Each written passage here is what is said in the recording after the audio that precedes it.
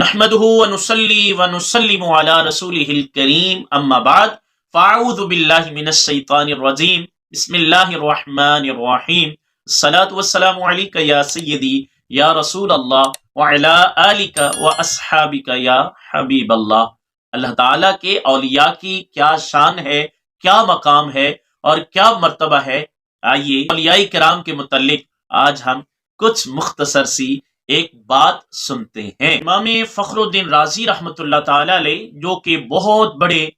عالم دین، مفسر قرآن، کو اللہ نے بہت سارا علم عطا فرمایا، اور آپ کی شان و عظمت ہر طبقہ فکر کے مکاتب فکر جتنے بھی ہیں علماء کرام تمام کے ہاں مسلم ہے۔ آپ رحمۃ اللہ تعالی علیہ اپنی تفسیر میں پارہ 4 سورہ آل عمران ایت نمبر 169 کے تحت فرماتے ہیں کہ اللہ تعالیٰ کے اولیاء جو ہوتے ہیں، نیک بندے ہوتے ہیں، وہ مرتے نہیں بلکہ ایک گھر سے دوسرے گھر میں منتقل ہوتے ہیں۔ اب یہ دیکھیے کہ جب اولیاء کرام کی یہ شان ہے تو اللہ تعالیٰ کے پیارے محبوب صلی اللہ علیہ وسلم کے آپ کے زندہ و جاوید ہونے کا کیا عالم ہوگا۔ تو زندہ ہے واللہ،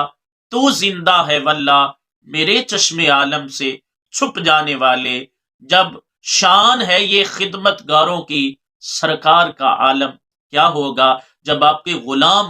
جو مرنے والے ہوتے ہیں، سچے غلام حضور کے ہوتے ہیں، وہ نہیں مرتے، تو جو رسول اللہ علیہ الصلوۃ والسلام تمام نبیوں کے سردار ہیں، اولیاء کے آقا و مولا ہیں، ان کی حیات طیبہ کا کیا اندازہ لگایا جا سکتا ہے۔